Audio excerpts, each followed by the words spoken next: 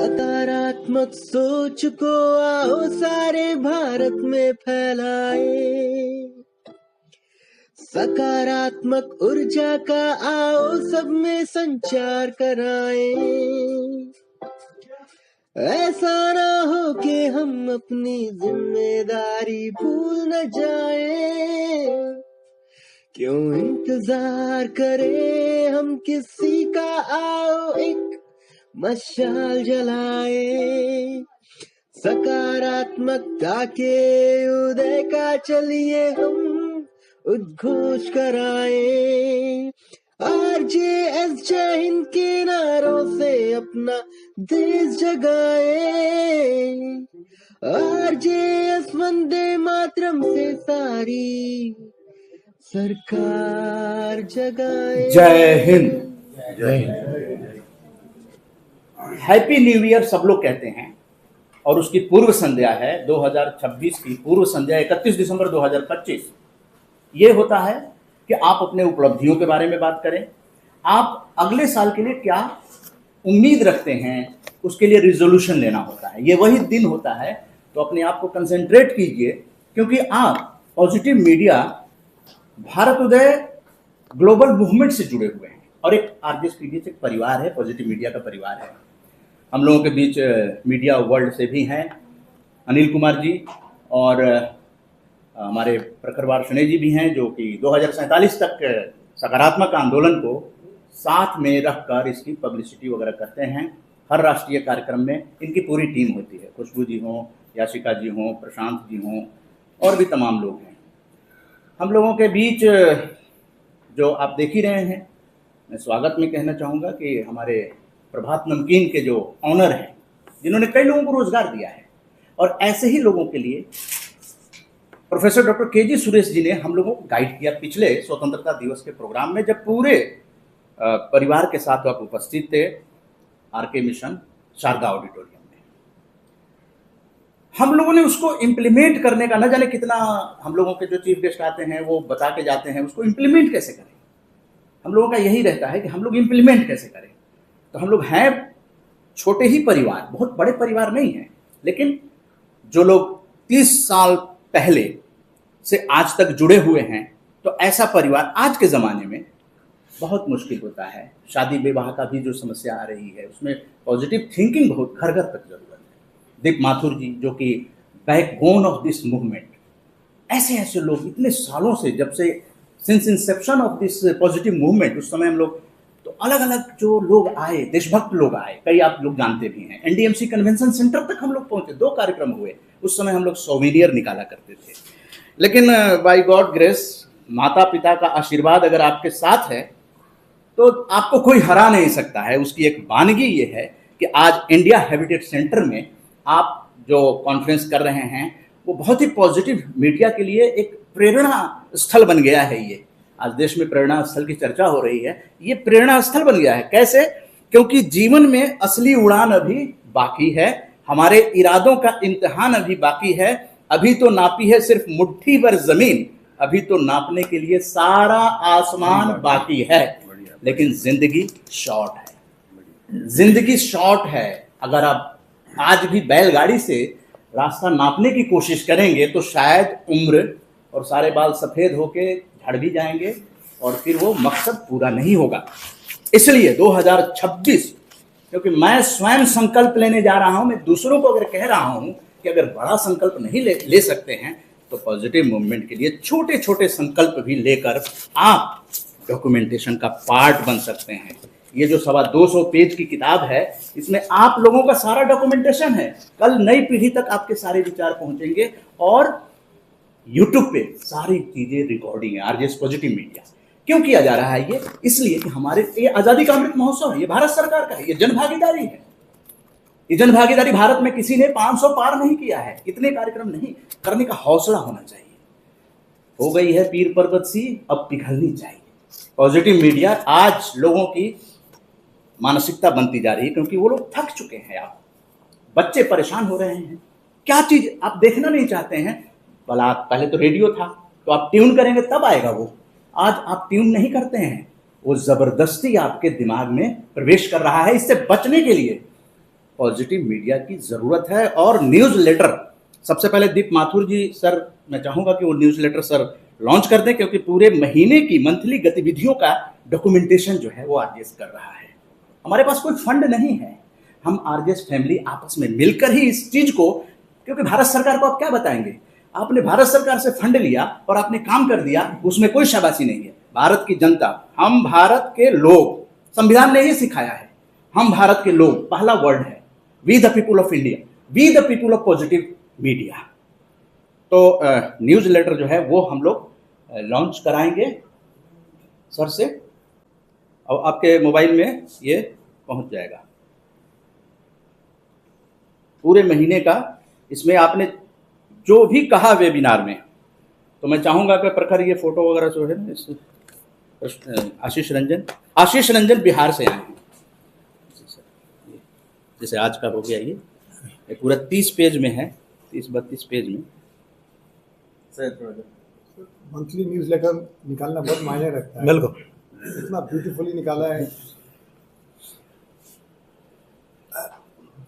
Sir. आप आइए, आप ही का, क्योंकि डिजिटल वर्ल्ड में हम लोग रह रहे हैं।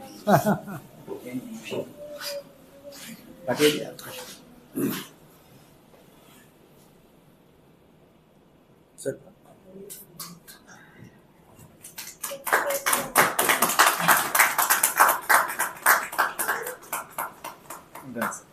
ठीक है, इसमें सर 30 पेज है, ये पूरी सारी ये देखिए, आपने अगर आरजेएस पीबीएच को इनवाइट किया है तो that will be included in our newsletter, so that everyone should listen that. आप अगर आरजेएस को, तो उसका डॉक्यूमेंटेशन हो जाता है, आरजेएस ऐसे नहीं जाता है। आप इनवाइट करेंगे, सर ने इनवाइट किया था, वो इसमें डॉक्यूमेंटेशन में आ गया। इसके अलावा जितने भी कार्यक्रम हैं, आध्यात्मिक भी कार्यक्रम हैं, विज्ञान पर भी हैं, बायोडाइवर्सिटी पे भी हैं, जितने कार्यक्रम आप करते हैं एज ए को ऑर्गेनाइज करते हैं, उसका डॉक्यूमेंटेशन आरजेएस करता है न्यूज़ लेटर में। लेकिन 23 जनवरी को तो वो किताब के अंदर आ जाएगा। ये आप देख रहे हैं 5वीं किताब है, 225 पेज की है। तो 23 जनवरी पराक्रम दिवस, यानी सकारात्मकता का पराक्रम दिखाने का बसंत पंचमी पे तय किया गया है।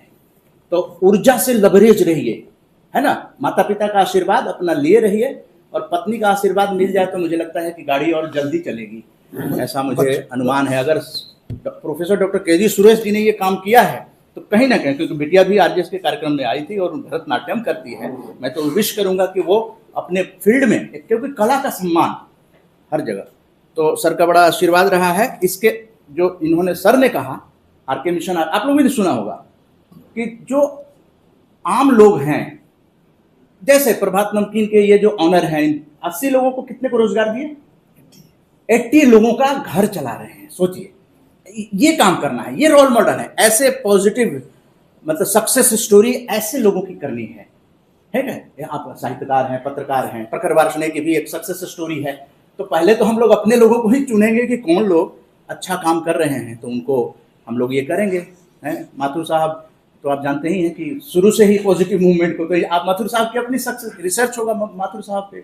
भाटिया जी 30 साल से हैं सर, इस चीज़ को आगे बढ़ा रहे हैं। तो द रियल सक्सेस स्टोरी कुछ ऐसा ही आपने गाइड किया था, उसको इम्प्लीमेंट करने का रिजोल्यूशन अब लिया जाएगा और हम लोग लगेंगे उस गतिविधियों में।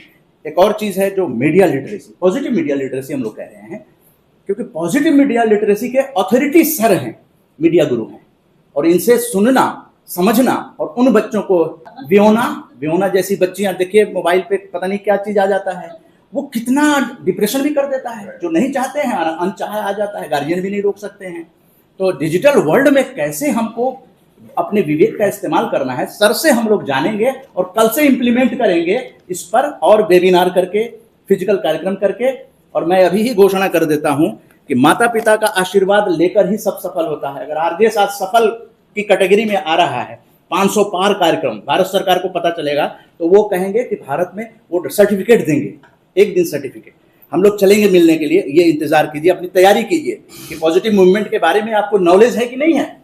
अगर आप किसी अथॉरिटी के पास बैठेंगे तो पॉजिटिव मूवमेंट की आप चर्चा कर भी सकते हैं कि नहीं कर सकते हैं, तो वो जानकारी लीजिए। माता पिता का आशीर्वाद की यात्रा हुई थी, अब दूसरी यात्रा, चूंकि पूरा शेष जीवन पॉजिटिव मीडिया मूवमेंट को देने के लिए उदय कुमार मन्ना आज सर से गाइडेंस लेने के लिए आया है। और आज ही बिहार की यात्रा जो है शुरू हो रही है, वो भारत की यात्रा बनेगी।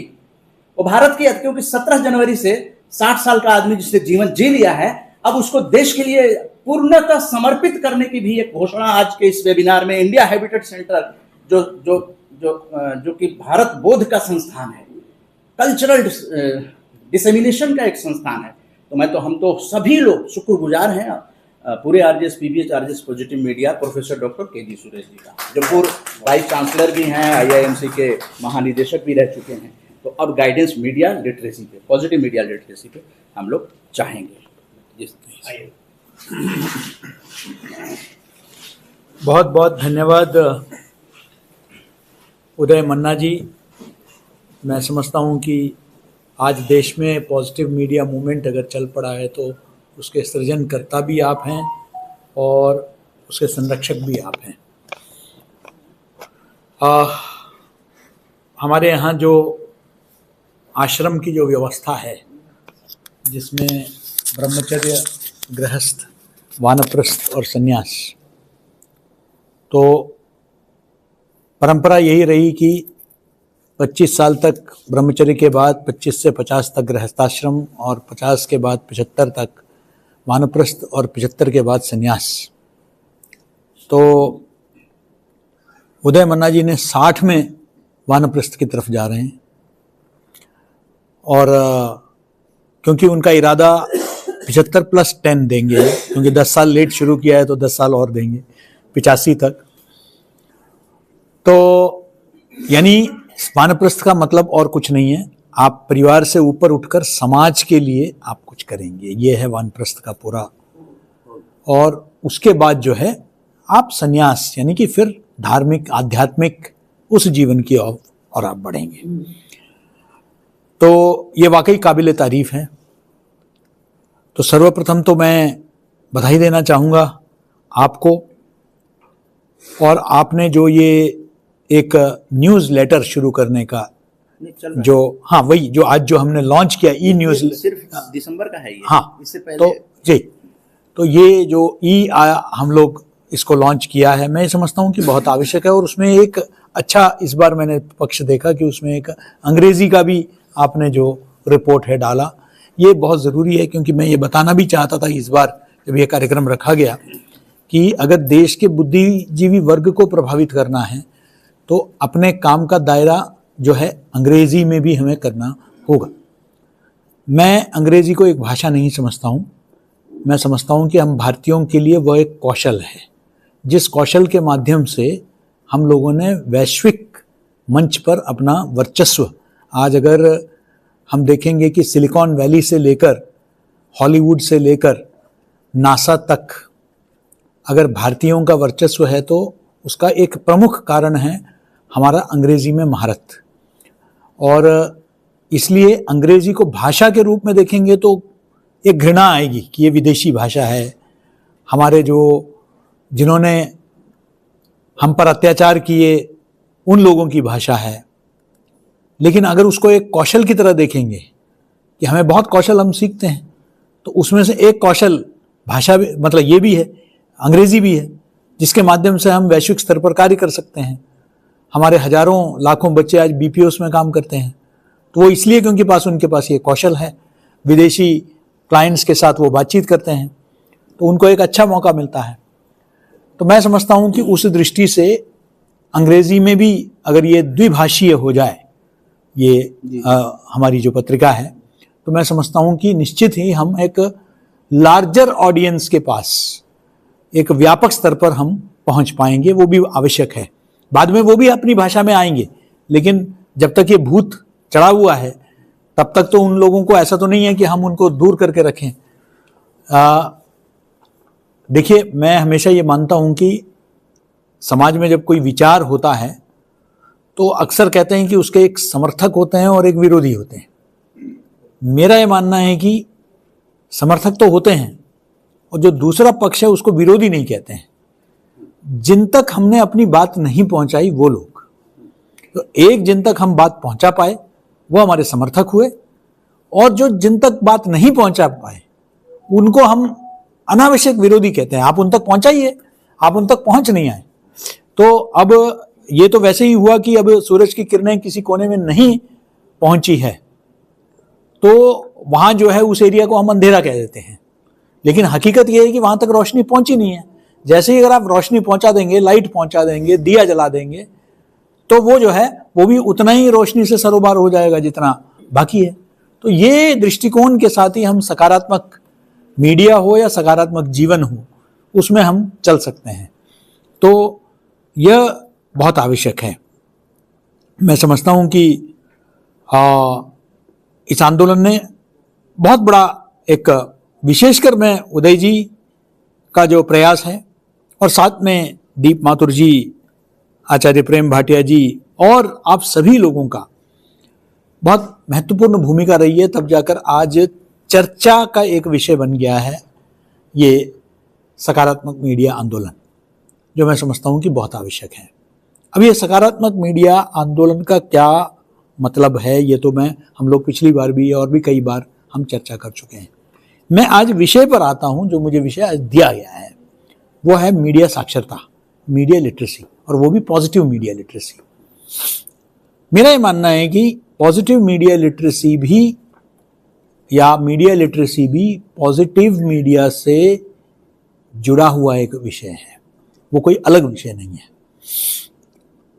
मीडिया लिटरेसी का मतलब होता है कि डिस इंफॉर्मेशन और मिस इंफॉर्मेशन के बारे में, यानी कि मीडिया को देखना, पढ़ना, सुनना, इससे हटकर मीडिया को समझना, इसको कहते हैं मीडिया साक्षरता।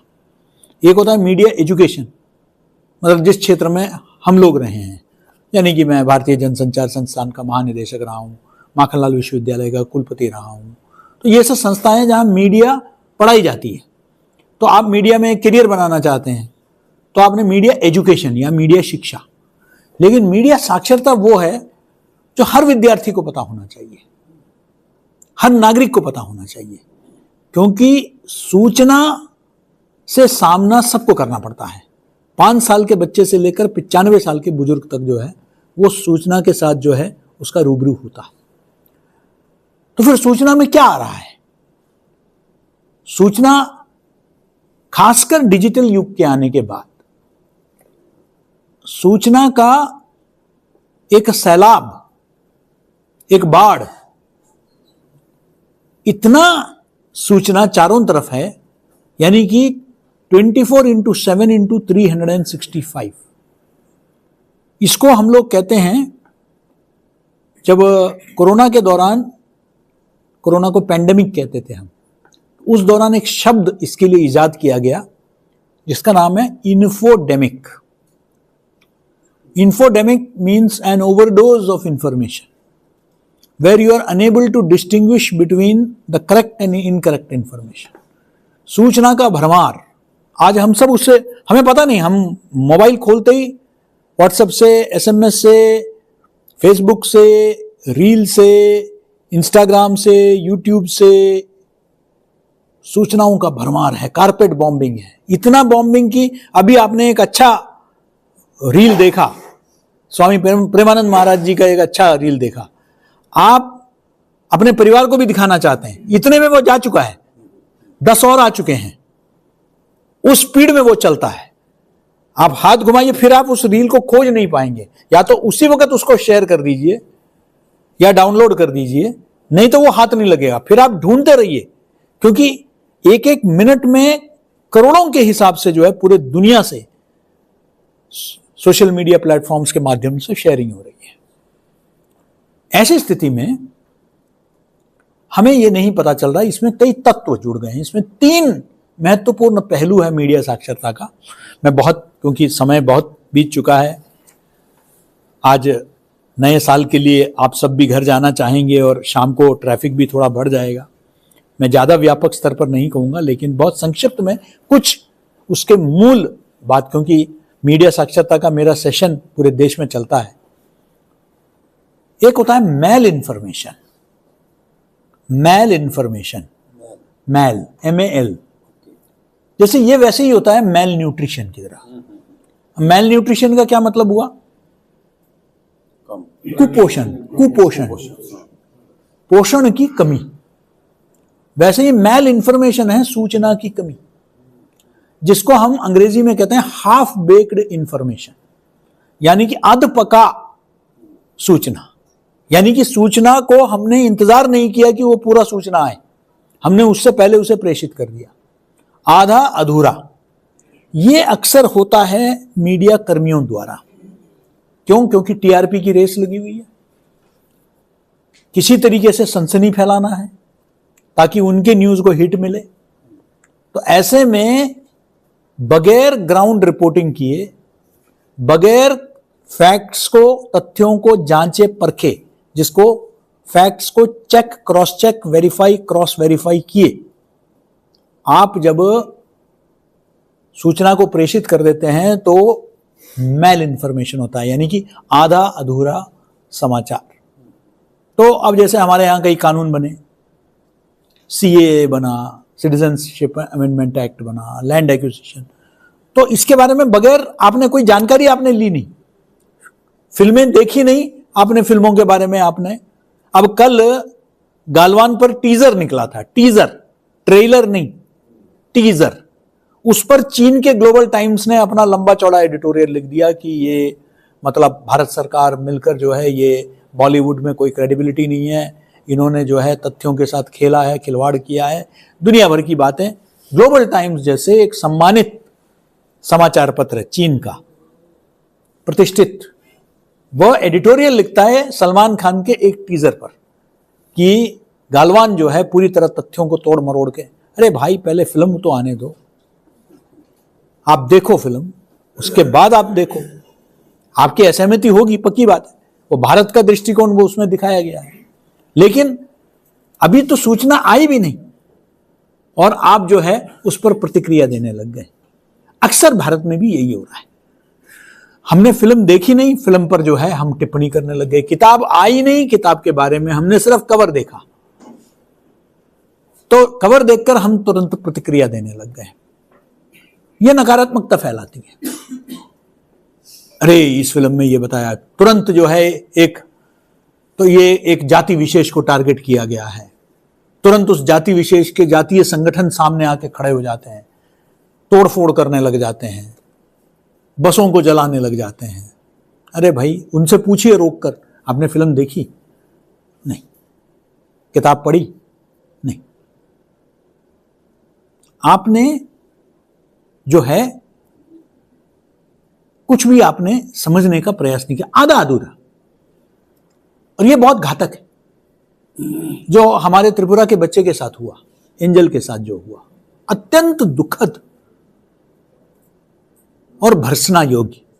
वो हमारा बच्चा है और उस बच्चे को हमारे ही देश में अगर सिर्फ चेहरे के आधार पर उसको मार दिया गया है, तो इससे ज्यादा दुखद हम क्या विदेशियों से लड़ेंगे जब हमारे देश में ये हाल। मुझे याद है वर्षों पहले जब मैं एजॉल में भारतीय जनसंचार संस्थान का कैंपस की स्थापना के लिए मैं गया था, तो उस वक्त तत्कालीन मुख्यमंत्री थे लालथन हावला साहब। लालथन हावला साहब के साथ मेरी एक कप चाय पर मुलाकात हुई, क्योंकि मैं डीजी था तो उन्होंने मुझे चाय पर बुलाया सीएम हाउस में। तो बात करते करते उन्होंने एक खूबसूरत किस्सा सुनाया। उन्होंने कहा कि उनसे किसी ने कहा, वो किसी कार्यक्रम में गए थे दिल्ली में, तो किसी ने उनको देखकर, क्योंकि वो मिजो थे, तो उनको किसी ने देखकर कहा कि you don't look like an Indian. तो लालथन हावला साहब ने कह दिया, Suresh ji, I asked him how does an Indian look like. क्या इंडियन का कोई शक्ल है क्या? क्या डिफाइन कर सकते हैं क्या? दक्षिण भारतीय का अलग शक्ल है, पंजाबी का अलग है, कश्मीरी का अलग है। हम सब जैपनीज की तरह एक ही शक्ल वाले लोग नहीं हैं। हम एक अलग अलग एथनिक ग्रुप्स के लोग हैं। हमारी संस्कृति एक है, लेकिन हमारे शक्ल सूरत, हमारी एथनिसिटी, हम सब अलग अलग जो है, हमारी डीएनए एक है, ये स्थापित हो चुका है, लेकिन हमारी एथनिसिटीज अलग है। We look different. तो हम कैसे कह सकते हैं कि हाँ जैपनीज ऐसे लुक, या जो चाइनीज है वो उसका एक लुक है। 90% जो है हैन चाइनीज जिसको कहते हैं, they have a homogeneous look. But हम हम भारतीय, हमारा एक लुक तो हो नहीं सकता। हम कैसे डिफाइन करेंगे? हम रंग कैसे डिफाइन करेंगे? रंग का भी अलग कॉन्सेप्ट है। आप राजस्थान में देखेंगे तो वहां भी काफी आपके जो उत्तर भारत में श्याम रंग वाले बहुत लोग मिलेंगे, और आप अगर दक्षिण में जाएंगे तो वहां गोरे लोग काफी मिलेंगे। तो आप ये भी नहीं कह सकते कि दक्षिण भारत के सारे काले हैं और उत्तर भारत के सारे गोरे हैं, ये भी आप नहीं कह सकते। तो रंग को आप कैसे डिफाइन करेंगे? नहीं। तो भारतीय का लुक अलग है, वो अलग अलग दिखता है। So how does an Indian look like? तो आपने उसे कैसे, उस बच्चे को कैसे डिफाइन कर दिया कि जो है, और वो भी कहां? उत्तराखंड में। उत्तराखंड एक ऐसा प्रदेश जहां जो है ऐसे बहुत सारे उत्तराखंडी मेरे मित्र हैं जिनके मंगोलियन फीचर्स हैं। मंगोलियन फीचर्स वाले उत्तराखंडी, खासकर जो हायर रीजन्स उत्तराखंड के हैं, उनके मंगोलियन फीचर्स हैं। तो आप कैसे बोल सकते हैं कि भाई आप अलग लगते हैं? कम से कम उत्तराखंड के लोग तो नहीं करें। तो क्या होता है कि अब बताता हूं मैं मीडिया की क्या भूमिका है, लेकिन इसको जनरलाइज करना जो है वो गलत है। इसी प्रकरण को मैं अगर लूं तो it is not a racial attack, it is a facial attack. यह अज्ञानता, इसके मूल में अज्ञानता है, इस पर कहीं कोई चर्चा नहीं हो रही है। एक समय था दिल्ली में, खासकर आप में से ज्यादातर लोग दिल्ली से ही हैं, तो मैं 60-70 के दशक की बात कर रहा हूं। माथुर साहब भी पुराने दिल्ली वाले हैं। दक्षिण भारत के सभी लोगों को मद्रासी कहते थे। अब ऐसे भी दक्षिण भारतीय थे जिन्होंने कभी जीवन में मद्रास देखा नहीं, उनको पता ही नहीं है, उनको वहां की भाषा नहीं मालूम। अब तेलुगु व्यक्ति जो है उसको जो है तमिल की कोई समझ नहीं है, मलयाली जो है वो तमिल समझ नहीं पाएगा, सबकी भाषा अलग है। तो आपने कह दिया कि सबको एक ही उसमें ठप्पा डाल दिया, मद्रासी। अब मैं इसके कारण में गया कि ऐसा क्यों है। तो जब इसके कारण में गया तो यह पाया कि भाई अंग्रेजों के जमाने में दक्षिण का जो सबसे बड़ा क्षेत्र था दैट वाज मद्रास प्रेसिडेंसी। एक हैदराबाद था इस तरफ, उस तरफ एक मैसूर राज्य था, और बिल्कुल सुदूर दक्षिण में एक ट्रावंकोर राज्य था। ये 3 राजाओं को छोड़कर बाकी सारे एरिया बर्तानिया हुकूमत के अंतर्गत था, जिसके चलते उस पूरे एरिया को उन्होंने मद्रास प्रेसिडेंसी, क्योंकि मद्रास प्रेसिडेंसी का हेडक्वार्टर मद्रास शहर में था, तो उसको मद्रास। तो दक्षिण से जो आता है वो मद्रासी है। लेकिन धीरे धीरे उत्तर भारत के लोग जैसे जैसे दक्षिण में जाने लग गए, पहले क्या होता था, एक तरफा होता था। सारे दक्षिण भारत के लोग केंद्रीय सरकार में नौकरी के लिए आते थे।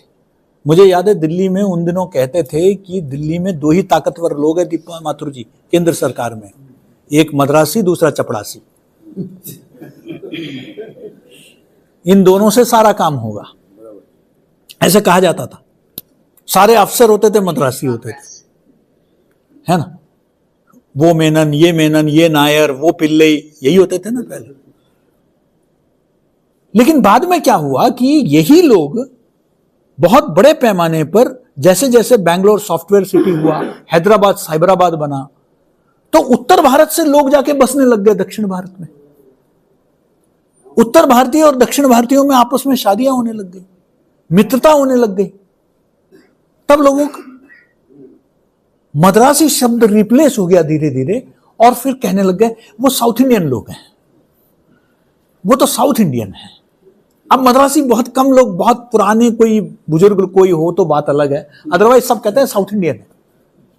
और जो अच्छी तरह जानते हैं वो कहते हैं वो कन्नड़ है, वो तेलुगु है, वो हैदराबादी है, वो बेंगलोरी है, वो है ना, वो केरल का है। ऐसे जो लोग समझते, तो उसका मतलब क्या हुआ, ये उदाहरण मैं अक्सर देता हूं, that there is a total ignorance about each other. और इसके लिए मैं हमारे पाठ्य पुस्तकों को जिम्मेदार ठहराऊंगा। हमने पूरे विश्व के इतिहास को पढ़ा दिया अपने बच्चों को, लेकिन हमने हमारे बारे में किसी को नहीं बताया। हमने हमारे बच्चों को बताया ही नहीं कि हमारे यहां बेटा ऐसे होता है, ये हमारे लोग हैं, ये चाइनीज नहीं है, ये भारतीय है। देखिए पहले पहले हमें भी समझ में नहीं आता था, जैसे जैसे लोगों से मिले ये हुआ। पहले होता था कि उत्तर पूर्व के लोग उनको देखते थे तो हम पूछते थे ये क्या जापानीज है या कोरियन है। आज जापानीज और कोरियन को दिखते हैं तो हम पूछते हैं ये मणिपुरी है कि मिजोरम। ये बदलाव आया है, उनको भी इंडियन मानने लग गए क्योंकि ऐसे लोग हमारे होते हैं। ये एक बोध हमें हुआ कि नहीं, ये ऐसा दृष्टिकोण अगर किसी का अगर ऐसे दिखते हैं तो उसका मतलब वो विदेशी नहीं है, वो हमारे भारत के उत्तर पूर्व के क्षेत्र में रहने वाले लोग हैं। तो ये क्या हुआ, लेकिन ये कोई पाठ्यपुस्तकों के माध्यम से नहीं हुआ। अब हम देखते हैं होटल में, होटल इंडस्ट्री, हॉस्पिटैलिटी इंडस्ट्री, पूरे देश में नॉर्थ ईस्ट के बच्चे आ गए। आप देखेंगे तो वो बच्चे आजकल आपको शहर में हर जगह दिखाई देगा। तो आपको लगने लगा कि नहीं, ये लोग से परिचित होने लगे। यहां के लोग अब उत्तर पूर्व जो है घूमने जाते हैं, बड़े पैमाने पर हॉलीडेज में जाते हैं, तो देखने लगे हाँ यार, पहले वो रेस्ट्रिक्टेड था। वो जो अष्टलक्ष्मी जिसको कहते हैं, वो 8 प्रांत जो है एक तरह से भारत के नक्शे में घूमने वाले, ज्यादा से ज्यादा बॉम्बे चले गए भारत में अगर जाएंगे तो, या दक्षिण में चले गए या कश्मीर चले गए। उत्तर पूर्व, north east was not a holiday option, but today north east is a holiday option. आप शिलोंग जाते हैं, कामाख्या चले गए, वहां से शिलोंग होते हुए आपने सारा देख लिया है ना, अरुणाचल चले गए, तो ये सब आपके तो इग्नोरेंट। क्या इस एस्पेक्ट को मीडिया उठा रही है? क्या मीडिया का दायित्व नहीं है कि इन विषयों को उठाना, या सिर्फ उसी बात को दोहराना, racial attack, racial attack, racial attack कहकर आप जो है, it is not a racial attack, it is a facial attack. Race कौन सा रेस है साहब? Are we Huns, are we Aryans? हम है क्या? हमारा मिक्स्ड रेस है इस देश में, हमारे यहां कोई प्योर रेस नहीं है, हमारे यहां सब मिक्स हो गए हैं, सब मिक्स हो गए हैं। कहीं कोई प्योरिटी नाम के ऐसे, हम इंडियंस एक कम्युनिटी के रूप में उभर के आ गए, यहां सब मिश्रित हो गया है, ये एक मिश्रित आबादी है हमारा, हम प्योर एथनिक ग्रुप अब नहीं रह गए। तो जब हमारा एक मिक्स्ड पॉपुलेशन है तो उसके नुआंसेस अलग हैं, इसको समझने की जरूरत है। क्या इन विषयों पर चर्चा हो रही है? क्या नहीं हो रही है? लैक ऑफ अंडरस्टैंडिंग की वजह से, लैक ऑफ मतलब इग्नोरेंस की वजह से है, अज्ञानता की वजह से है, अनभिज्ञता की वजह से है, ये विषय नहीं आते हैं चर्चा में। रेशियल अटैक हो गया, रेशियल अटैक हो गया। मैं एक संस्था के साथ जुड़ा हुआ हूं जिसका नाम है माई होम इंडिया। हम लोग नॉर्थ ईस्ट के बच्चों के बीच में काम करते हैं, मैं उसका नेशनल वाइस प्रेसिडेंट भी हूं। हमने हेल्पलाइन भी, सुनील देवदत्त जी का नेशनल वाइस प्रेसिडेंट हूं मैं उसका। हम लोग हेल्पलाइन भी चलाते हैं। कई बार क्या होता है, एक छोटे से घटना को, जो एक आम दुकानदार और खरीदार के बीच में एक झगड़ा हुआ, तुरंत आपने उसका, दुकानदार निकला उत्तर भारत का और खरीदार निकला उत्तर पूर्व भारत का, आपने मीडिया ने कह दिया कि अरे उत्तर पूर्व के आदमी को मार दिया।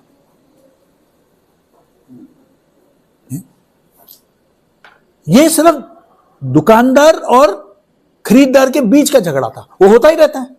अब आप उसमें अगर अरे अरे उसको मुस्लिम को मार दिया, ईसाई को मार दिया, कई झगड़े अक्सर आप देखते हैं कि वो कोई जाति या मजहब देखकर कोई झगड़ा नहीं होता। कल को आप रिपोर्ट करेंगे कि यार बनिया ने ब्राह्मण को मार दिया है, ये भी आप शुरू करेंगे।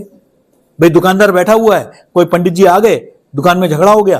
अब आप इस रिपोर्टिंग को किस हद तक ले जाएंगे? आप कास्ट के बेसिस पर ले जाएंगे क्या है? आप कम्युनिटी के बेसिस पर? तो ये क्या नेगेटिविटी नहीं है क्या? ये मीडिया में हमको सोचने की जरूरत है कि मीडिया को रिस्पॉन्सिबल रिपोर्टिंग करने की जरूरत है, जिम्मेदारी के साथ रिपोर्ट करने की जरूरत है कि या हम क्या रिपोर्ट कर रहे हैं, उसका दूरगामी परिणाम क्या होगा। एक आम, मैं पहले साहब बहुत दंगे होते थे चांदनी चौक और बाकी जगह, है ना, मैं जाता था एज ए स्टूडेंट, मैं जाया करता था। तो हम जब जाते थे तो कुछ नहीं, झगड़ा कोई कुछ नहीं होता था। आप चांदनी चौक में वो गली से निकल रहे हैं, एक रिक्शा वाला निकाल रहा है और उस वक्त एक से टक्कर हो गई, बहस शुरू हो गई। बहस में सिर्फ ये हुआ कि रिक्शा वाला एक संप्रदाय का निकला, जो जिसके ऊपर साइकिल लगी वो दूसरे का निकला। इतने में इसके लोग 4 उधर हो गए, आ गए पहुंच के इसको बचाने के लिए, उधर से वो आ गए, बस दंगे शुरू। था क्या वो रिक्शा चलाते चलाते जो आम सड़क में आए दिन आता रहता है, कभी कार तो कभी 2 व्हीलर तो कभी 4 व्हीलर। आपने उसको ऐसे प्रस्तुत कर दिया, ये तो कौमी दंगे हो गए, सांप्रदायिक हिंसा हो गई। ये मीडिया की अहम भूमिका है कि हम कैसे सकारात्मक रिपोर्टिंग करें। तो खैर, तो मीडिया लिटरेसी में मेल इंफॉर्मेशन एक बड़ा है कि उसका पूरा इंफॉर्मेशन को आप नहीं देते हैं। दूसरा है मिस इंफॉर्मेशन। मिस इंफॉर्मेशन यानी कि आपका इरादा क्या था, आपका मंशा क्या है। अब आपको एक सूचना प्राप्त हुई, मैं आपको एक रोचक किस्सा सुनाता हूं। कोरोना के दिन थे, मैं भोपाल में था, परिवार तो दिल्ली में ही थी, मैं अकेले रहता था। तो हमारे एक डीजीपी मित्र हुआ करते थे, उन्होंने हमको फोन किया। सुबह सुबह का समय था, और सुबह सुबह वैसे ही गला थोड़ा सा वो रहता ही है, ऊपर से थोड़ा सा हल्का सा नजला था। तो उन्होंने फोन किया, उन्होंने कह दिया कि कैसे हैं सुरेश साहब। मैंने कह दिया कि बढ़िया। तो कह दिया अरे गले में खराश है, वो कोरोना। तो मैंने कह दिया अरे साहब शुभ शुभ बोलो सुबह सुबह। कह दिया कि एक काम करो, आपके फ्रिज में नींबू है क्या। मैंने कहा है ना। तो कह जरा लेके आओ। तो मैंने फोन रखा, स्पीकर पे डाला, फ्रिज में से नींबू लेके आया। कहते काटो इसे। मैंने काटा उसे। कहती कि अब सीधे एक काम करो, एक नींबू का हिस्सा लेके सीधे नाक में निचोड़ दो। मैंने कह दिया भाई साहब साइट्रिक एसिड है, मार दोगे सीधे दिमाग में जाएगा, इससे क्या होगा। तो कह दिया कि कोरोना के सारे कीटाणु मर जाएंगे। मैंने कह दिया कि हे प्रभु, ये ज्ञान कहाँ से आपने प्राप्त किया। ये महाज्ञान वहाँ भारत बायोटेक, मतलब उस वक्त वैक्सीन डेवलप नहीं हुआ था, भारत बायोटेक दिन रात लगी हुई है, सारे साइंटिस्ट लगे हुए हैं वैक्सीन निकालने के लिए। यहाँ आधार पूना वाला लगा हुआ है। लेकिन आपने इतना सरल उपाय निकाल दिया। तो ये तो पूरे देश में ये वैक्सीन की जरूरत ही नहीं है। नींबू, हम मोदी जी से कहेंगे कि नींबू मंगवाओ, पूरे देश में थोक के भाव बांट दो, सब काट के नाक में डाल देंगे, कोरोना से बच गए। मैंने कहा ज्ञान कहाँ से प्राप्त किया आपने। उन्होंने कहा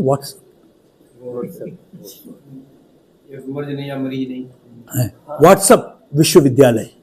ये नालंदा, तक्षशिला और विक्रमशिला जैसे, शारदा जैसे विश्वविद्यालय जिस देश में रहा है, उस देश का आज का सबसे बड़ा विश्वविद्यालय है व्हाट्सएप विश्वविद्यालय। इसी यहां से सब ज्ञान अर्जित करते हैं।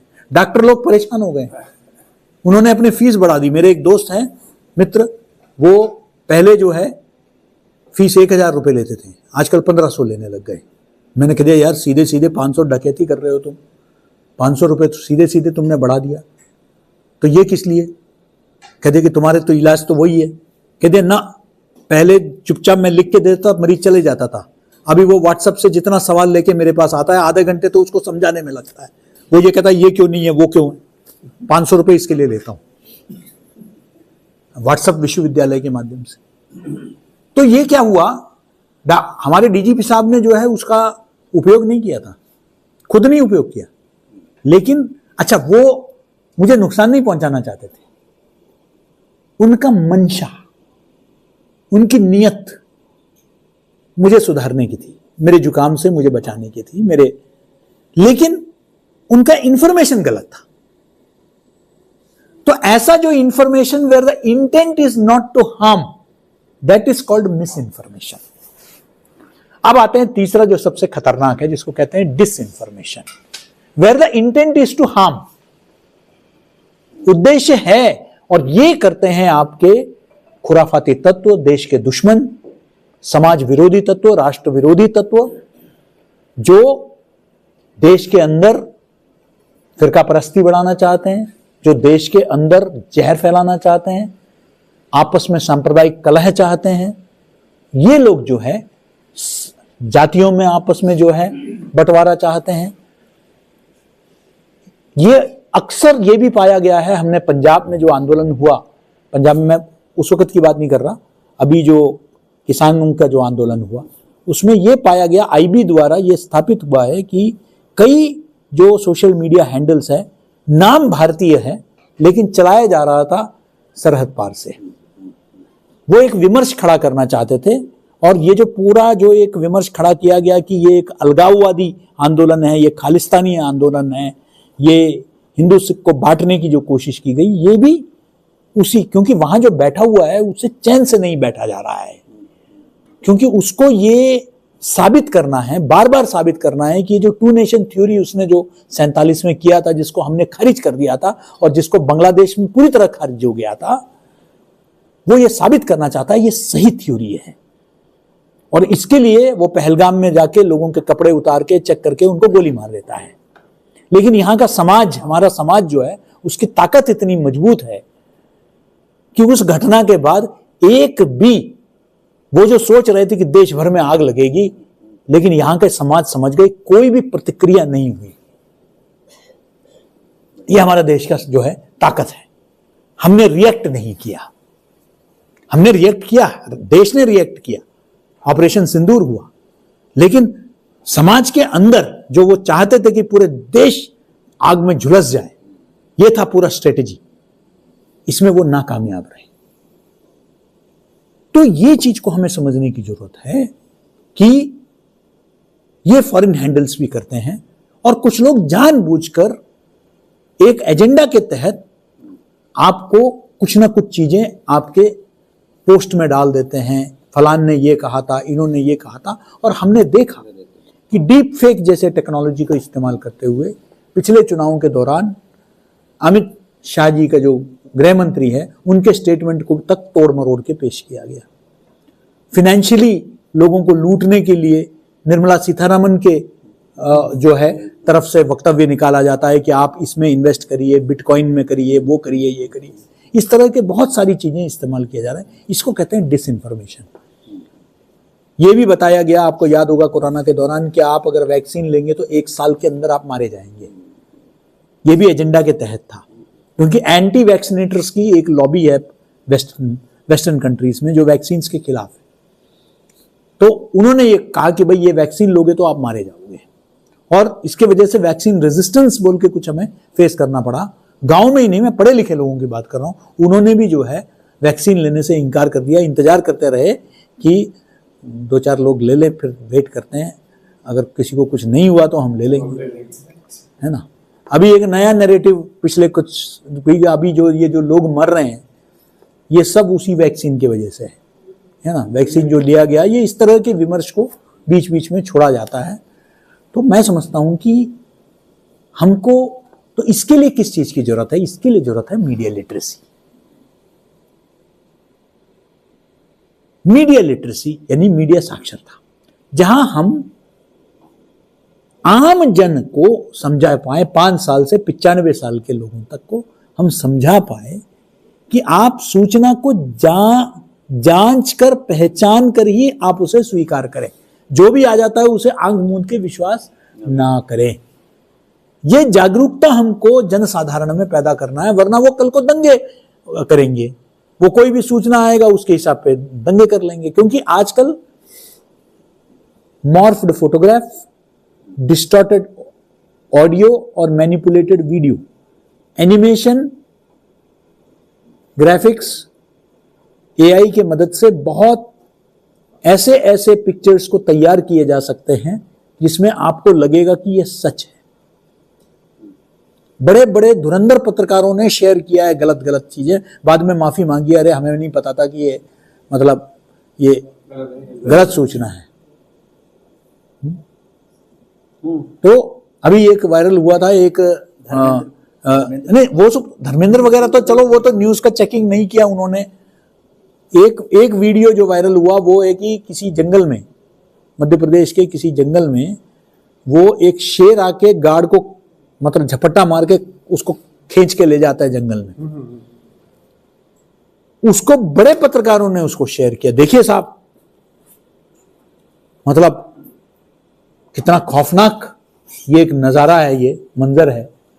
एक बंदा आता है, एक शेर आता है और सीधे कूद पड़ता है और गार्ड को गर्दन से खींच के ले जाता है। यही था वो, क्योंकि उस जंगल में शेर ही नहीं है जिस जंगल का जिक्र किया गया है। तो किस तरीके से केंद्र, आप सोचिए कि सेंट्रल एशिया में कोई घटना होती है, उन पिक्चर्स को आप दिखाते हैं, नहीं वो गलती से लगे, आ गई क्या, बिठा दो। तो कुछ फोटोग्राफ्स को वेस्ट एशिया से निकाल के दिखाया जाता है, कश्मीर में यह घटना घटी है। तो आज मीडिया साक्षरता में ऐसे टूल्स हैं जिनके माध्यम से आप सच को पहचान सकते हैं। यानी कि एक उदाहरण के तौर पर, जो लोगों को नहीं मालूम, आप में से कई लोगों को मालूम भी है, एक टूल है जिसको कहते हैं रिवर्स इमेज सर्च। आपको अगर कोई भी ऐसा फोटो आता है जो आपको लगता है यार ये तो हो नहीं सकता, भाई मिलिट्री अत्याचार कर रही है, ये वो कर रही है, कुछ मत करिए, उस फोटोग्राफ को ड्रैग करिए, गूगल में ले जाइए। आप उसको सीधे जो है ड्रैग करके कोई भी फोटो को आप ले जा सकते हैं, है ना। आप ड्रैग करके गूगल में ले जाइए और आप सर्च करिए ये इमेज कहां का है, वो बता देगा कि ये इमेज फलान जगह का है। आपको सिर्फ मैच करना है कि खबर में जो लिखा गया है वो है या वो है सच। तो आजकल ऐसे कई टूल्स आ गए। हमें आंख मूंद कर कोई अननोन वेबसाइट में नहीं विश्वास करना है, हमें अपना कॉमन सेंस का इस्तेमाल करना है। ये सब चीजें जरूरी है, क्योंकि ये सिर्फ देश या समाज का विषय नहीं है। लोग गलत मेडिसिन ले रहे हैं, लोगों को जो है ठगा जा रहा है मिस इन्फॉर्मेशन और डिस इन्फॉर्मेशन के जरिए। तो इसलिए हमको सावधान रहने की जरूरत है। उसके लिए मीडिया साक्षरता की आवश्यकता है। मैंने पिछले कई वर्षों से मैं मांग कर रहा हूं भारत सरकार से भी कि एक नेशनल मीडिया लिटरेसी मिशन, राष्ट्रीय मीडिया साक्षरता मिशन, ये भारत सरकार करें। मैं चाहूंगा कि आरजेएस पीबीएच मीडिया हाउस भी भारत सरकार से ये मांग करें कि एक जिस तरीके से एक नेशनल लिटरेसी मिशन था, राष्ट्रीय साक्षरता अभियान, वैसे ही एक राष्ट्रीय मीडिया साक्षरता अभियान भारत सरकार शुरू करें। यानी कि स्कूली स्तर से लेकर, प्राइमरी स्तर से लेकर, हमारे बच्चे, 5 साल के बच्चे भी ऑनलाइन एजुकेशन के चक्कर में गैजेट्स से मुखातिब हो रहे हैं। उनको 5 साल से लेकर हर बच्चे को हम समझाएं कि कैसे मीडिया लिटरेट होना है, मीडिया के बेसिक चीजें उम्र के हिसाब से जो जैसे जरूरत है। क्योंकि आज बहुत बड़ा एक विषय जो आज आ रहा है वो है साइबर पोर्नोग्राफी, साइबर बुलिंग, ऐसे बहुत सारे विषय हैं जो चिंता का विषय है। मैं समझता हूं कि इन सब चीजों को लेकर हमको एक जन आंदोलन खड़ा करने की जरूरत है, जनता में जागरूकता पैदा करने की जरूरत है। हम कुछ गांव मोहल्ले अपना सकते हैं जहां मीडिया साक्षरता जो है कि विषय को लेकर जा सकते हैं, स्कूलों में जा सकते हैं, प्राइमरी स्कूल में जा सकते हैं, मिडिल स्कूल में जा सकते हैं। और मैं समझता हूं कि नकारात्मकता फैलाने में मिस इन्फॉर्मेशन, डिस इन्फॉर्मेशन और मैल इन्फॉर्मेशन की बहुत बड़ी भूमिका है। और उसको पॉजिटिव मीडिया लाने के लिए हमको इस आंदोलन में सक्रिय होना पड़ेगा, तभी जाकर जो है हम सही मायने में एक पॉजिटिव मीडिया नैरेटिव खड़ा कर पाएंगे। और बाकी इस विषय में अगर कोई संबंधित कोई प्रश्न हो तो मुझे अच्छा लगेगा जवाब देते हुए। लेकिन मूलतः इस बात को समझने की जरूरत है कि समाज में मीडिया साक्षरता की बहुत ही नितांत आवश्यकता है, और इसको हम अपने स्कूली पाठ्यक्रमों में, अपने कॉलेज के पाठ्यक्रमों में, सब में हम इसे शामिल करें। ये बहुत ज़रूरी है। और मुझे पूरा भरोसा है कि हमारी संस्थान भी इस दिशा में जो है काम करेगी। और अंत में मैं सिर्फ इतना बताऊंगा, बहुत अच्छा काम उदय मन्ना जी के नेतृत्व में और आप सभी के सहयोग से ये संस्था कर रही है। आज वर्ष का अंतिम दिवस है 2025 का, कल से एक नया साल शुरू हो रहा है। मुझे पूरा भरोसा है कि 2026 में 2025 से बेहतर हम काम कर सकेंगे। लेकिन वो तभी होगा जब हम सब अपने व्यक्तिगत, सामाजिक, आर्थिक, धार्मिक सभी जीवन के हर आयाम में हम और सकारात्मक बनाएं। हम आरजेएस पीबीएच से जुड़े रहें, लेकिन हमारे अपने स्वयं के जीवन में नकारात्मकता है तो फिर हम सफल नहीं हो पाएंगे। चैरिटी बिगिंस एट होम कहते हैं। मेरा मानना है कि positivity also begins at home. Positivity begins with self. तो ये मैं कितना सकारात्मक हूं, यह बहुत आवश्यक है। मुझसे शुरू होता है। मैं अपने परिवार में कितना सकारात्मक हूं, मैं अपने मोहल्ले में कितना सकारात्मक हूं, मैं अपने बरादरी में कितना सकारात्मक हूं, मैं अपने शहर में, कस्बे में कितना सकारात्मक हूं, अपने कार्यालय में मैं कितना सकारात्मक हूं, यह भी मायना रखता है। मैं खुद ही हर जगह मतलब नकारात्मकता फैलाता हूं और इधर आके बैठक में अच्छी बातें कर दी तो नहीं होगा। हम सब भी अपने जीवन का एक अभिन्न अंग सकारात्मकता को बनाएं। मुझसे अगर कई लोग, अभी भी मैं एक पॉडकास्ट में गया था, वहां भी पूछा कि आप जीवन में इतना कुछ कर पाए, उसका कारण क्या है। मैंने कहा कि मैं नकारात्मक लोगों से, नकारात्मक तत्वों से दूर रहता हूं। मैं अपने काम में फोकस करता हूं, किसी के लाइन को छोटा करने की कोशिश नहीं करता, अपनी बड़ी लाइन खींचता हूं। ये मेरा फोकस रहा है। मैं कोई राजनीति में नहीं पड़ता हूं, कोई पेटी पॉलिटिक्स में नहीं पड़ता हूं, बस अपने काम में फोकस रहता हूं मैं। तो इससे जो है, तो इसी तरह हम सब इस मूवमेंट के ब्रांड एम्बेसडर बने, इस पॉजिटिविटी मूवमेंट का हम सब जो है खुद ब्रांड एम्बेसडर बने। अपने क्षेत्र में, अपने रिश्तेदारों में, अपने पड़ोसियों में लोग कहे कि यार बंदा हमेशा पॉजिटिव रहता है। ये अगर हमने शुरू कर दिया तो अपने आप ये आंदोलन मजबूत होगा। और बाकी तो काम उदय मन्ना जी नित नए प्रयोग करते रहते हैं।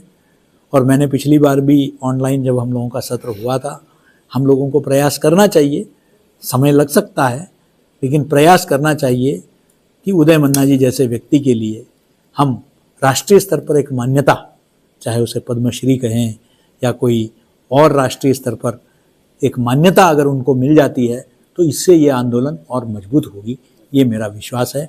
आप सभी को अंग्रेजी नववर्ष की 2026 की बहुत बहुत शुभकामनाएं। धन्यवाद। जय हिंद, जय भारत।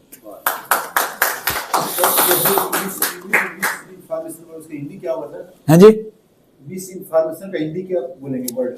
हाँ, और डिसइंफॉर्मेशन का हिंदी वर्ड? उसके लिए एक शब्द ढूंढना पड़ेगा, क्योंकि अभी तो आप ये कहेंगे कि नियत है ना, सूचना को जो है गलत नियत के साथ सूचना, और एक है मतलब अनजाने में सूचना प्रेषित करना। अभी इसी तरीके से बताया जाता है, लेकिन ये काम आप कर सकते हैं। पहले हम जब पत्रकारिता की पढ़ाई कर रहे थे तब हम जानते थे कि जर्नलिस्टों की अलग अलग राय होती है, मतलब राय गलत सही हो सकती है। इस समय तथ्य भी गलत क्रिएट होने लग गए हैं, तो उसको कैसे मैं वही बता रहा हूं ना, तो तथ्य पर फोकस करना है हमको। तो देखिए, हम लोगों को नहीं बदल सकते हैं, जिसका राय जिसको गलत देना है वो देगा।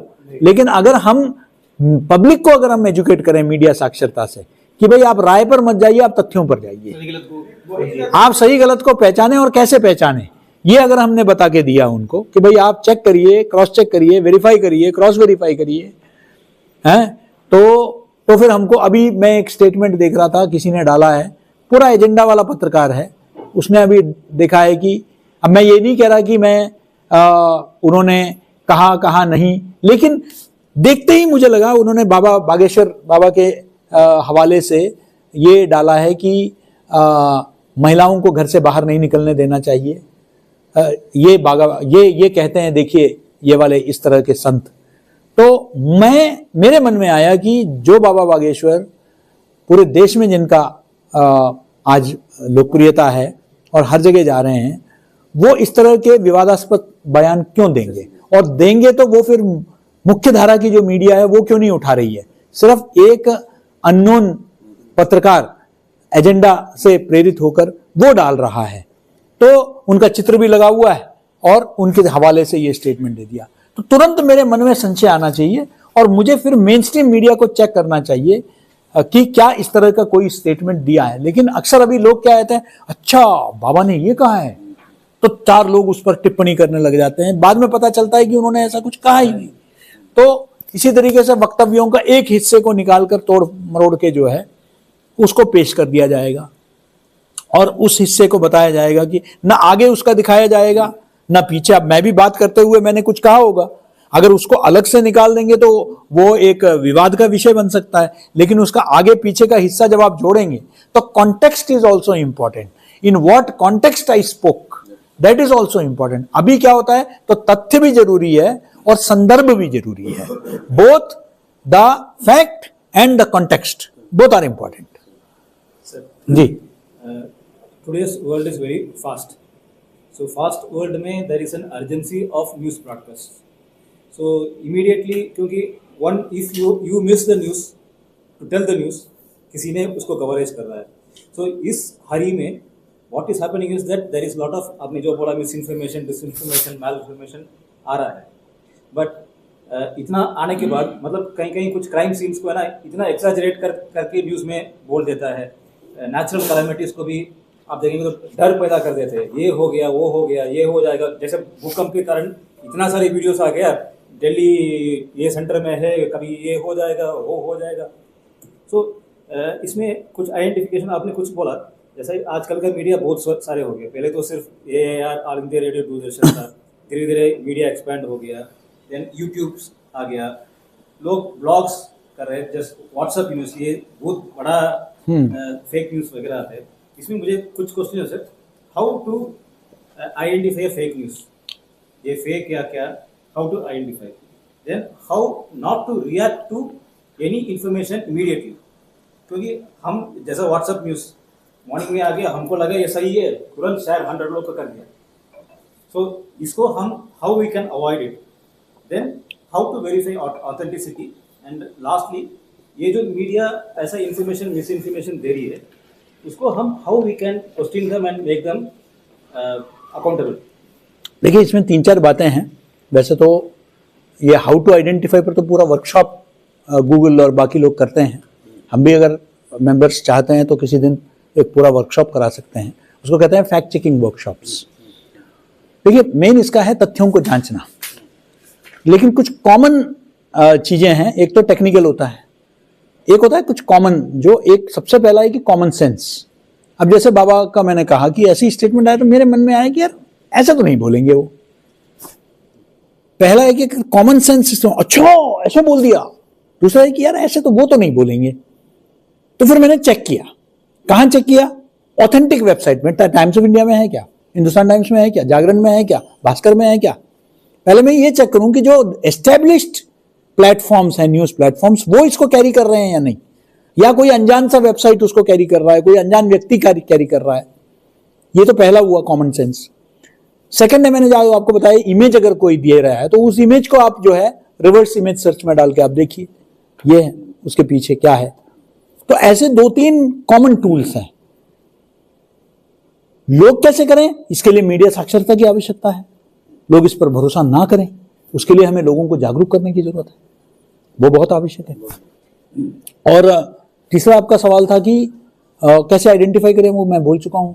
और लोगों को मैंने कहा। और हाँ, तीसरा आपने कहा कि मीडिया, जो पत्रकार जो हैं, देखिए वो तो रिएक्शन तो पत्रकार, देखिए मैं तो हमेशा कहता हूं कि लाइक करने से पहले सोचो कि ये लाइक के लायक है या नहीं।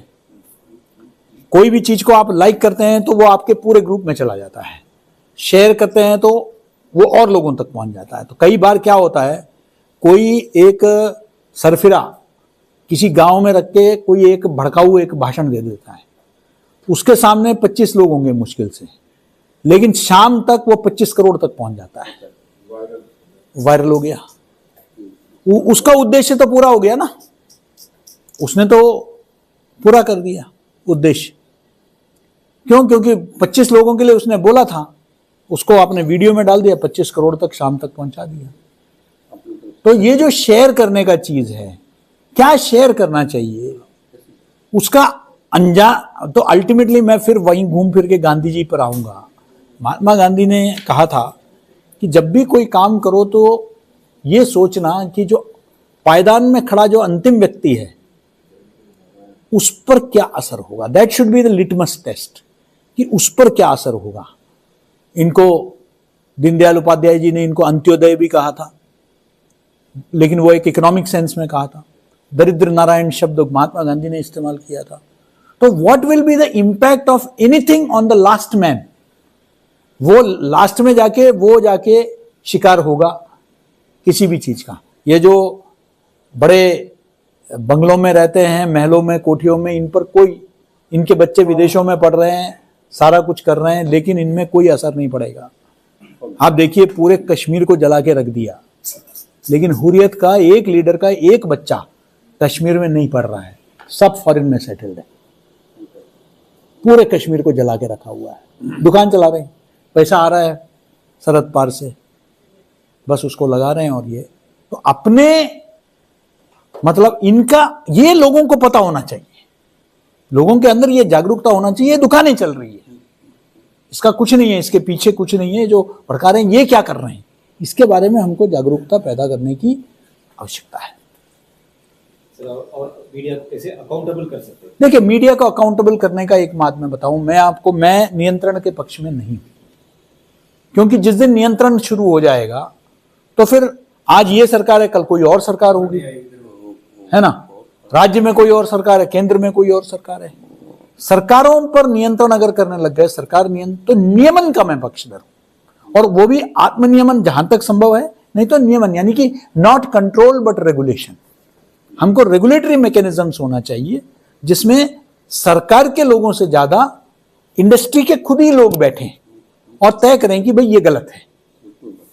तो ये जरूरी है, सभी जो all walks of life, judiciary के लोग हो, एडमिनिस्ट्रेशन के लोग हो, सब मिलकर ये निर्णय लें। नियंत्रण के मैं पक्षधर नहीं हूं, क्योंकि फिर सरकारों पर आरोप लगेगी कि भाई वो अपने फायदे के लिए, जो उनकी अच्छी बात करता है, तारीफ करता है, उनको तो वो बढ़ावा दे रहे हैं, जो आलोचना करता है उन पर जो है वो कर रहे हैं, है ना। तो ये भी आरोप लगना नहीं चाहिए। मीडिया की विश्वसनीयता को लोकतंत्र में बनाए रखना जरूरी है। आपने कहा कि आज कोई भी टीआरपी के रेस में, या वो आपने कहा, इससे नुकसान किसको हुआ है? मीडिया को हुआ है। एक वो समय मुझे याद है, डीटीसी के बसों में, माथुर साहब, जब हम लोग ट्रैवल किया करते थे, तो मैंने देखा है बस कंडक्टर और पैसेंजर के बीच में झगड़ा होते हुए, जहां वो रेड लाइन ब्लू लाइन बसें होती थी, तो वो रेट कम कर दिया सरकार ने, तो वो कहते थे कि नहीं कम हुआ। कहता कि क्या बात कर रहे हो, अखबार में छपा है। हाँ, लोगों का आंख मूंद पर भरोसा था कि अखबार में जो छपा है वो वेद वाक्य है, that is the biblical truth, जो छपा है वो सही है। लेकिन आज वही लोग मीडिया में कुछ छपता कहता है, अरे दलाल है, कुछ भी छाप नहीं। ये क्या, व्हाट ए फॉल, ये चिंता का विषय है, क्योंकि मीडिया एक आखिरी उम्मीद है, चौथा स्तंभ है। तो आपका जुडिशरी है, एग्जीक्यूटिव है, लेजिस्लेचर है, फोर्थ स्टेट, तो उस पर हमको विचार करने की जरूरत है। मेरा एक छोटा प्रश्न है। जी, प्लीज। मैंने पढ़ा है कि आपके पास समय होना चाहिए, मेरे पास समय ही समय है। 97% हमारा जो प्रिंट और इलेक्ट्रॉनिक मीडिया है, मैंने पढ़ा है कि वो कॉर्पोरेट कंट्रोल है। सोशल मीडिया बाद में आया, और बाकी आजकल तो जो पर्सनल मीडिया है, हर 5 सेकंड 10 सेकंड में एक, यूट्यूब में एक, वो एक, पहले हम कहते थे वेबसाइट्स। तो ये बात सही है कि आज भी 97% प्रिंट और इलेक्ट्रॉनिक मीडिया तो कॉर्पोरेट कंट्रोल है ना। बिल्कुल। वो लोग का भी दायित्व बनता है ना। So there are also regulatory mechanisms. देखिए क्या है कि मीडिया के लिए, देखिए एक चीज मैं अक्सर, चैनल्स है, मतलब मैं एक चीज मैं आपको बताना चाहता हूं। एक समाचार पत्र का प्रोडक्शन कॉस्ट है 40 रुपए। डेली समाचार पत्र एक कॉपी का प्रोडक्शन कॉस्ट है 40 रुपए। मैं और आप देते हैं 4 रुपए, 4-5 रुपए मान लीजिए। 35 रुपए कौन दे रहा है?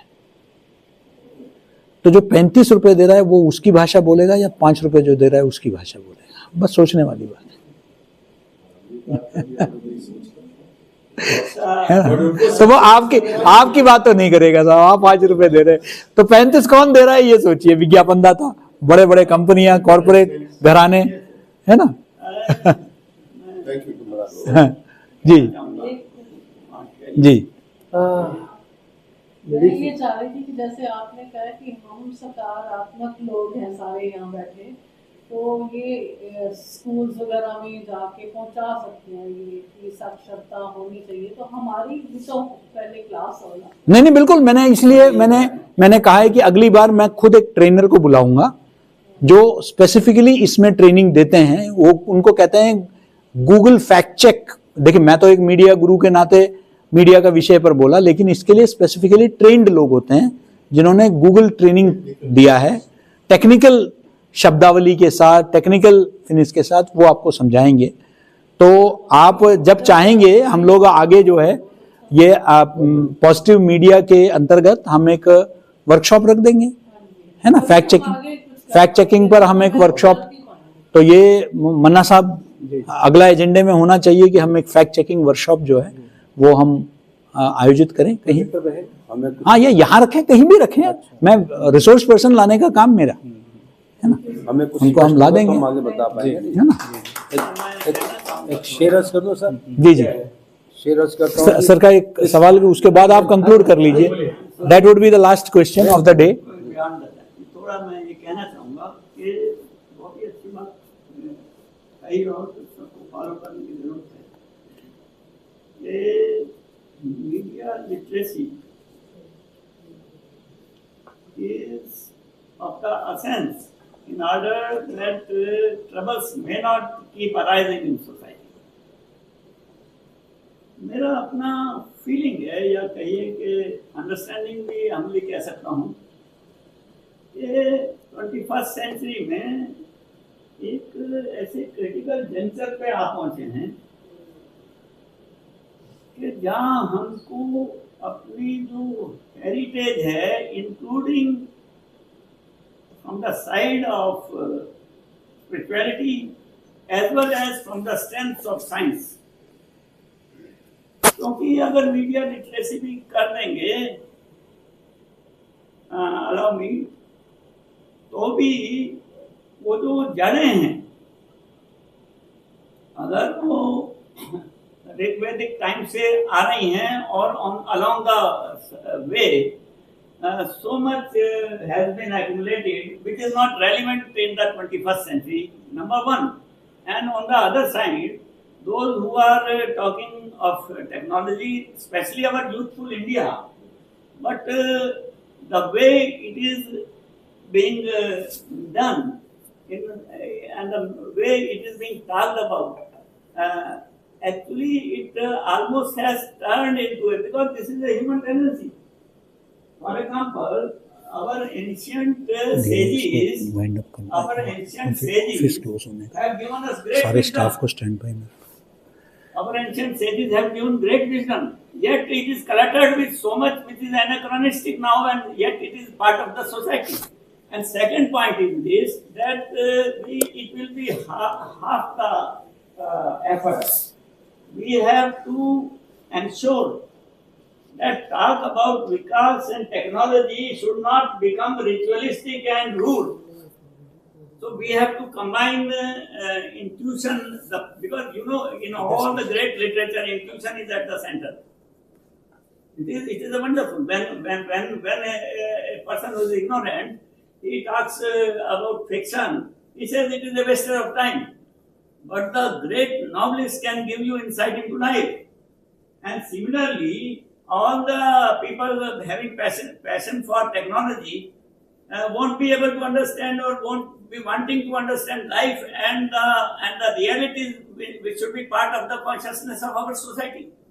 So my submission is, Maharaji and sir, that time has come for media literacy, of course, because it is an important organ and it makes us, and of course it has become so distorted. But the truth, according to me, is lack of synergy between the fact that intuition is great, knowledge acquired by intuition is great. Similarly, strength acquired by science and technology is most fantastic. But on the one side, all our spirituality has become what in Hindi or Sanskrit rude.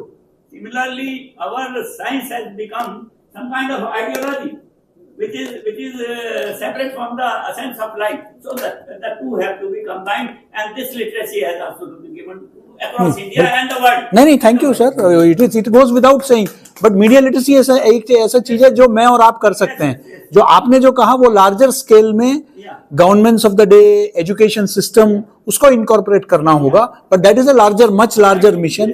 ये एक ऐसा है जो ऐसे संस्था हम इसको ले सकते हैं, एज इंडिविजुअल्स हम इसको ले सकते हैं, लेकिन आपने जो कहा वो सिस्टम को एक्सेप्ट करना होगा, सिस्टम को उस बैलेंस को बनाने की जरूरत है. जी अब इसका समापन सर हाँ भाई, आपकी कविता. बहुत अच्छा आपने कहा. मैं तो हालांकि जस्ट जो अभी बात कर रहे थे मिस इन्फॉर्मेशन की, मिस इन्फॉर्मेशन की ज़्यादा, मैंने ये लिखा था कि कहने सुनने के मुगालते का क्या रंज, कहने सुनने के मुगालते का क्या रंज. जब वो शतरंज बिछाते हैं तो डर लगता है, क्योंकि उनका भाव ही गर्म रहा है ना, नैरेटिव बनाना है, तब डर लगता है कि यार क्या कह रहा है, कैसे कह रहा है, क्या कह रहा है. तो मुझे इसलिए बहुत वो लगता है. और एक और शेर में ध्यान में आया था कि हम क्यों फैक्ट्स को अच्छे से देखें. मैंने लिखा था खूबियाँ भी देखिए, खामियाँ भी देखिए, खूबियाँ भी देखिए, खामियाँ भी देखिए, और अच्छे होने की संभावना भी देखिए. तब जाकर के हमें समझ आती है कि यस, इसमें तो और बेटर होने का हुआ है, जैसे आपने बताया, उन्होंने और बताया. और एक लास्ट शेर में सुनाना चाहता हूँ. खुद का खुदा का कोई रिश्ता ज़रूर है, खुद का खुदा का कोई रिश्ता ज़रूर है, हम खफा खुद से हुए, हमसे हुआ खुदा. वाह. हम अपने आप पर कैसे रखेंगे, क्या सोचेंगे, कैसे समझेंगे, और ये कैसे आगे बढ़ेगा कि हम कुछ सही चीज़ें हैं जो हमारी संस्कृति से आ रही हैं, जो हमारे ऋषि मुनि ने की हैं, और वाकई क्या कमाल की चीज़ें हैं, उससे काफ़ी चीज़ें सेटल हो सकती हैं. मैं अगर सेटल नहीं तो कुछ मेरा सेटल नहीं, मैं अगर सेटल नहीं तो कुछ मेरा सेटल नहीं, छोड़कर सब काम क्यों ना खुद को मैं सेटल करूं. मैं खुद सेटल हो जाऊंगा तो सब चीज सेटल हो जाएगी. ऐसा कुछ हो जाए, ऐसा क्या वही हमने कहा था कि भाई अगर हम पॉजिटिव नहीं होंगे तो हम समाज में क्या पॉजिटिविटी लाएंगे. ये बहुत जरूरी है. और इसी सरिता कपूर जी कविता के माध्यम से आप समापन करें. हाँ, कविता नहीं, पहले एक चीज जैसे अभी हुआ था कि ये ऐसा है, ये ऐसा है, इसकी शक्ल फर्क है, ये चाइनीज है.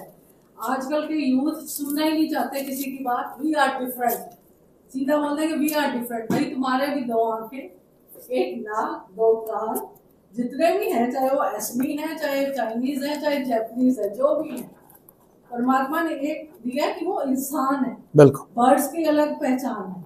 तो ये चीज समझनी होगी कि हम पहले एक इंसान. तो ये बड़ी अच्छी आपकी भी बात. जी. तो मैंने ये निष्कर्ष निकाला. जी बिल्कुल, बहुत बढ़िया, बहुत अच्छा लगा कि देखिए 2025 की जो समाप्ति है, इतने एक सकारात्मक मोड़ पर अब कुछ चंद घंटे बचे हुए हैं कि हम इस वर्ष को विदा दे रहे हैं, और एक सकारात्मक, वेरी पॉजिटिव नोट, इतने अच्छा एक चर्चा के साथ जो है, और उसके लिए मैं समझता हूँ कि उदय मन्ना जी बधाई के पात्र हैं कि उन्होंने आज सबसे ज़्यादा आप बधाई के पात्र हैं. इंडिया हैबिटेट सेंटर में 2-2 साल तक लोगों को बुकिंग नहीं मिलती है. और आपने अपने बोर्ड रूम में हमको यहाँ सपने से करो. जी. सपनों के धरातल से ही उड़ाने भरते हैं विमान सर्वप्रथम. सपने नहीं लेंगे तो उड़ाने कहाँ से होंगे. सफल वे ही हो जाते हैं सपने यदि कर लो तुम प्रयत्न. दिया जल जाता मनोरथ का, श्रम का तेल लगन की लो जला डालो. सुगम हो जाती हैं राहें फिर चंदा की धरा तक. उड़ानों में जब तुम अपनी बिजली सी तौंद चमका लो. कल्पनाएं ही दिशा रास्ता तुम्हारा तय है कर जाती. वतन की शान पर मिटना, सितारा बन जगमगा जाना, या मदर टेरेसा बन दुनिया में प्रेम का आंचल बिछाना. माता पिता की दृष्टि से संवरना और महक जाना. सजे दिवा स्वप्नों से चमकना या जग को चमकाना. मनोरथ करते पूर्ण लक्ष्य पर जाते वही हैं जिन्होंने वक्त पर भी अपने पहरे बिठा लिए। मनोरथ करते पूर्ण लक्ष्य पर जाते वही हैं जिन्होंने वक्त पर भी अपने पहरे बिठा लिए कहीं है। बिना रुके हुए जो अपने लक्ष्य अपने मुकामों तक पहुंच जाते वही अपने सपनों की विजय पताका है। बहुत अच्छा। तो अब आप पहले तो professor doctor K G. Suresh ji का बहुत बहुत दिल से आभार, पूरे आरजेएस पीबीएच और आरजेएस पॉजिटिव मीडिया की ओर से हम लोगों को जो मीडिया का समर्थन दे रहे हैं। वर्ल्ड मीडिया हम लोगों के साथ आ गए हैं। 23 जनवरी को वो मिलेंगे, पूरा सपोर्ट करेंगे। और प्रखर वार्ष ने जो पॉजिटिव मीडिया के इंचार्ज हैं सारे कार्यक्रमों के, इनका भी आभार है। और बाकी जो आरजेएस फैमिली के सभी लोग हैं, सभी लोगों का आभार करते हुए, और हम लोग अब जो है अपने अपने संकल्प को, जैसा सर ने कहा, सबने संकल्प को अपने अपने ग्रुप में भेजिए, वहाँ से हम लोग पिकअप करेंगे। और अगला कार्यक्रम हम लोगों का 2 जनवरी को होगा, चूँकि 44 दिन तक भारत की संस्कृति की पताका प्रयागराज माघ मेला में होने जा रही है, 3 जनवरी से लेकर 15 फरवरी तक। उसमें हम लोगों का वीडियो संदेश जाएगा हर अमृत स्नान पर, और वेबिनार का उद्घाटन महामंडलेश्वर जी के द्वारा 2 जनवरी सायं 5 बजे से होगा। ये गोल्डन अपॉर्चुनिटी है भारत की संस्कृति और प्रयागराज के माघ मेला को समझने का, और नई जो संस्कार है वो नई पीढ़ी तक पहुंचाने का। आपका बहुत बहुत एक बार फोटो सेशन में आ जाइए आप लोग फटाफट, सभी लोग आइए। तुम लोग आ पाएंगे फोटो चलने हाँ, इसको कंक्लूड करिए। ये लो ना, फोटो सेशन में आ जाइए सभी लोग।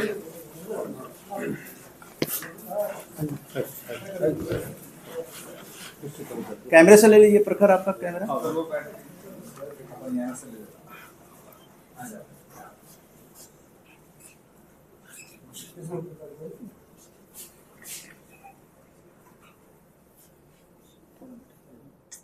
आगे देखिए, आगे देखिए।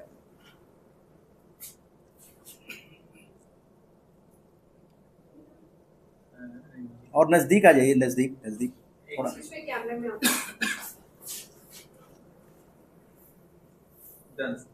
Thank you. अपने लिए ताली बजाएं सर।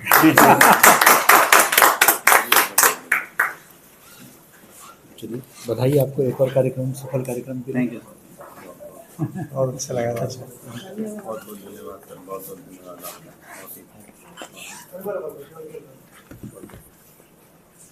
आपकी बातें सुन के इंस्पिरेशन मिलती है, कुछ और आगे बढ़ेंगे। कोई पॉजिटिव पर्सन को देने। हाँ, ये लेटेस्ट वाला है, आपका फॉरवर्ड किया हुआ है। अच्छा, आशीष रंजन बिहार से आपके नाम पे आए हैं।